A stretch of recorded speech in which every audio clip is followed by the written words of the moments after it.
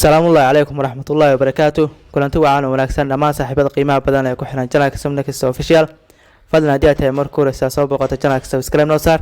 kambalelkana furo si markaas ay ku soo gaaraan muuqaalada xiisaha badan halkan soo galino. Hadii aad holan joogtana muuqaalka noo like garee sidoo kale si share garee si muuqaalku u gaaro saaxiib badan ay noogu soo biiraan channelka. Sidoo kale saaxiibada qiimaha badan maanta barnaamijkan waxaan ku soo qaadanaynaa filimka lagu magacaabo Trailer ayaa maanta waxa laga soo bandhigay trailerkiisa ama gooskiisa rasmiga isagoo filimka ka dhimantay ku dhawaad 8 casho kaliya. sidoo kale saaxiibada qiimaha soo qaadana akhbaaraadka OTT-ga maxaa ka cusub iyo sidoo kale filimada OTT-ga lagu soo fasaxayo bisha Agoosto gaar ahaan 4 Agoosto meelaha. sidoo kale soo qaadana ganacsiga filaanta marka ugu horeeyaan filimka Rocky oo Rani Primka Kaani oo ku dhawaad 5 maalin marka tiyaatarada saaran waxa fiirin doonaa 5 maalin filimkaasi. sidoo kale filimada kale ka mid yihiin Bro iyo sidoo kale Baby ganacsiga halka uu maray. sidoo kale waxa uu suurtagalay haddii aan ku bilowno aflaamta marka ganacsiga filimka lagu magacaabo Rocky oo Rani Primka Kaani filimkaas sidoo ognax soo baxay Jimcada soo dhaafay 16 July ku dhawaad 5 casho filimka tiyaatarada saarayay. marka la fiiriyo filimka gudaha Hindiya oo kaliya filimka ganacsigiisa wuxuu maray ku dhawaad 60 karoor waa lacagta marka la fiiriyo netka. halka marka la fiiriyo ganacsigiisa suuqyada caalamka filimka wuxuu maray 46 karoor ayuu marka gaaray. halka ganacsigiisa marka la fiiriyo worldwide gudaha dibadda filimka marka la isku darana ganacsigiisa hadda wuxuu maray ku dhawaad 106 karoor taasoo ka dhiganta filimkan inuu weekend dhigiisa gaari doono filimkan ilaa 120 karoor taasoo marka gaabis xoog weyn filimka ku ah maadaama filimkan 180 karoor lagu kharash galay ahayd filimkan weekend dhigiisa oo kaliya filimkan ganacsigiisa ilaa 150 karoor ilaa 160 karoor filimkan uu ku gaaro. sidoo kale filimka laga yaabo toddobaadka labaad haddii uu marka kor ka sameeyo filimka laga yaabo 200 karoor inuu marka gaaro waa haddii filimka marka daawadayaal fara badan marka uu helo. inkastoo marka la fiiriyo toddobaadka labaad ee marka la fiiriyo Agoosto filimada ka mid ah Gardaar sidoo kale OMG2 hogaamiyaha Akshay Kumar ay soo bixi doonaan filimka toddobaadka dambe oo kaliya ayuu filimka firaqa haystaa.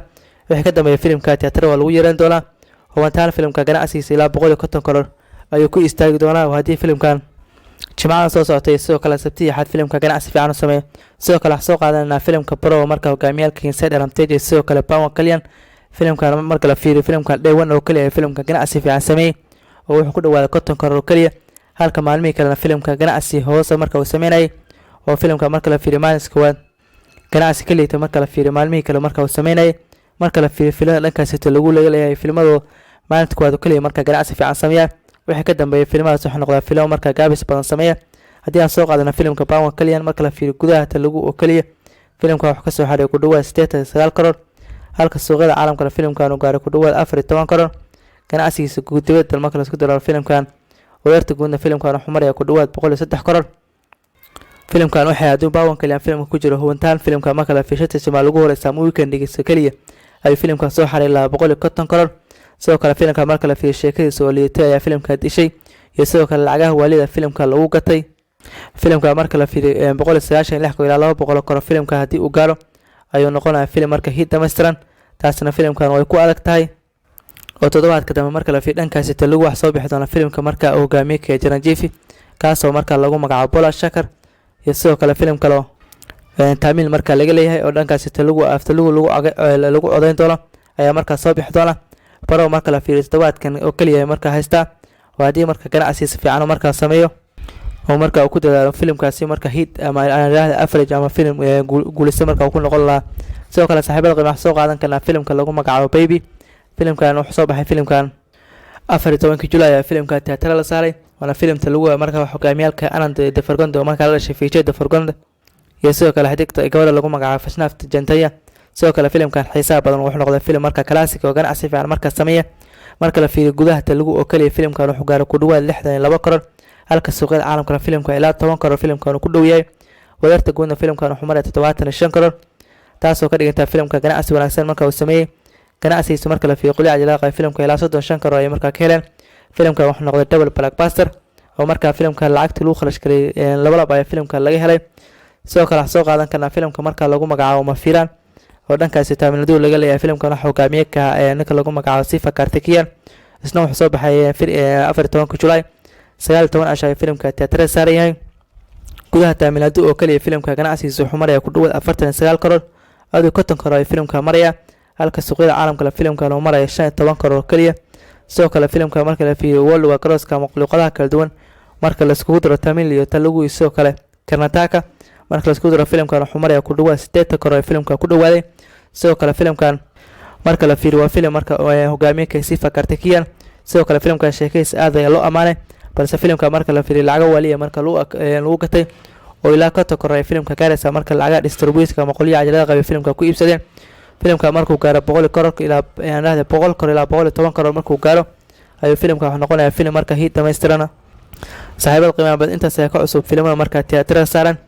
ee marka ugu horeeyo Rocky Olani filimka gaanay sidoo kale filimka Pro oo marka la fiiriyo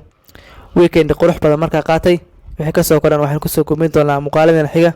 saaxiibada qiimaha badan news kala jira akhbaaraad kala jira xisaab badan soo qaadan wax kamid ah filimka lagu magacaabo Jailer ayaa maanta wax laga soo bandhigay trailerkiisa ama goosgooskiisa rasmiga filimkan waxa hogaamiyaha ee superstar-ka caanka Rajin Khan oo dhankaasi tamanadu xarfankooda Hollywood laga dambeeyo sidoo kale marka la fiiriyo gudaha Hindiya marka actor-ka wuxuu ku leeyahay shacbiyad aad u far badan filimkan marka la fiiriyo gudaha Hindiya filimka si wanaagsan marka loo soo dhaweeyay dhankaasi marka la fiiriyo tamanadu oo kaliya filimka marka la fiiriyo goosgooska marka la soo bandhigay si wali ayaa filimka loo daawaday sidoo kale filimka wax kala soo muuqan doona superstar marka kamid ah Shiv Raj Kumar iyo sidoo kale Mo Halal ee filimka waxa ku leeyahay doorar adag aanadaha special appearance ee filimka ku leeyahay muuqaal martiya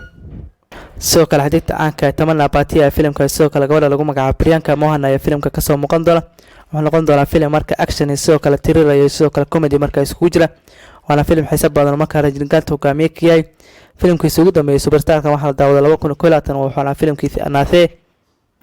kadib inta filimka ka dambeeyay waxa filim lama uusan imaan haddana filimka lagu magacaabo Jailer ayaa marka sanadka la imaaday 2023 taasoo ka dhigantay 2 sano kadib marka filim cusub marka la imaaday sidoo kale marka director-ka ninka lagu magacaabo Nelson Dul Kumar marka la fiiriyo director-ka filimkiisa ugu dambeeyay waxa filimkii Beastie oo aad lagu dhalay ay sidoo marka u sameeyay filimkii Beastie iyo sidoo kale marka la fiiriyo Therapy Vijay marka uu filimka ka burburay haddana marka la fiiriyo Nelson Dul Kumar wuxuu marka la shaqeeyay filimka marka lagu magacaabo Jailer superstar-ka caanka Rajin Khan sidoo kale marka la fiiriyo filimka shaqadiisa ku dhawaad hal sano marka socotay sidoo kale marka la fiiriyo dhanka muusikada filimkan waxa qaraacay Anirudh oo marka la fiiriyo sanadka 2013 iyo horaan sanadka 2020 filimada classic marka gacanta ku dhigay xitaa filimka Jawan marka hogaamiyaha Shah Rukh Khan dhanka muusikada isaga uu qaraacay marka la fiiriyo Tamil Nadu muusikista uu saameynta badan marka la fiiriyo fanka Tamil Nadu haddana filimkan xisaab badan Jailer marka la fiiriyo background muusikada marka uu qaraacay iyo sidoo kale heesaha kala duwan sidoo kale filimkan waxa producer-ka ninka lagu magacaabo Kanatath Maran oo marka iskale shirkadda caanka Sun Group ee marka ugu weynta shirkadda caanka Sun TV ee filimkan wax ka maalgelinayso sidoo kale filimkan xisaab badan Jailer marka hogaamiyaha Rajin Khan isagoo filimka ka dhimantay ku dhawaad 7 casho kaliya ayaa filimka wax laga soo bandhigay trailerkiisa taasoo ka dhigantay filimka toddobaadkan oo kaliya in filimka xaysi loo sameyn doono oo marka filimka teamka juhdi faranbi filimka ay gelin doonaan ama promotion balaana filimka u sameyn doonaan sidoo kale magaalooyin kala duwan dhankaas Hindiya filimkan ay tagi doonaan sidoo kale filimkan waxa shaaca laga qaaday marka la fiiriyo advance booking ama ticketka filimka hormarka loo gadan doono 3 maalin markaas filimka daawashadiisa filimka si toos loo furi doonaa filimkan waxa soo bixi doona 10 August ay filimka soo bixi doona waana khamiis tamay filimka tiyaatarada saari doona haddii filimka sheekaysa wanaagsan hubantaan filimka wuxuu noqon doonaa filim u guuleysta marka la fiiriyo Rajin Khan xitaa filimka marka la fiiriyo gudaha Hindiya ama filimka wuxuu noqon doonaa pan India movie ama luqadaha kala duwan ee marka fanka Hindiya filimka lagu daawan doona taasoo ka dhigantay marka Rajin Khan wali marka shacbiyadiisa way jidhaa oo marka la fiiriyo 70 sano marka kor u dhaafay wali marka la fiiriyo shacbiyadiisa gudaha Hindiya marka ku leeyahay wali marka way jidhaa oo marka la fiiriyo waqooyi Hindi actor-kan aad ayaa loogu jecel yahay filimadiisa classic-ka ee marka la fiiriyo Robot oo kale aad ayaa looga jecel dhankaasi waqooyi Hindi sidoo kale filmo classic dhankaasi Bollywood-ka uu ka sameeyay 9-shamaadkii haddana filimka Jailer wuxuu noqon doonaa pan India movie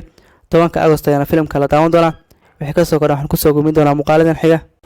ugu dambeyntii saaxiibada qiimaha badan waxaan soo qaadanayna akhbaaraadka OTT wax ka cusub filimka lagu magacaabo Rangabali oo marka hogaamiyaha Naga Shaurya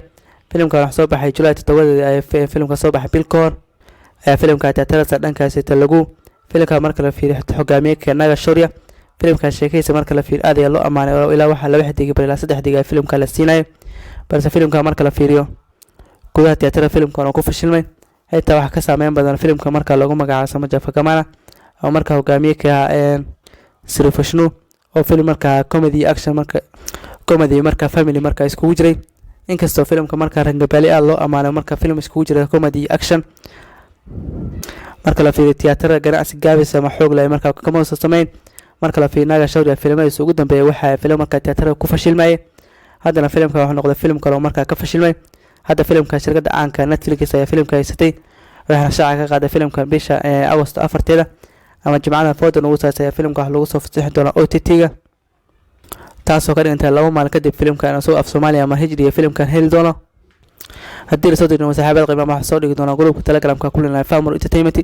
asxaabta inta ku xirnaa marka la fiiriyo Telegram-ka qaybta description-ka iyo marka yaal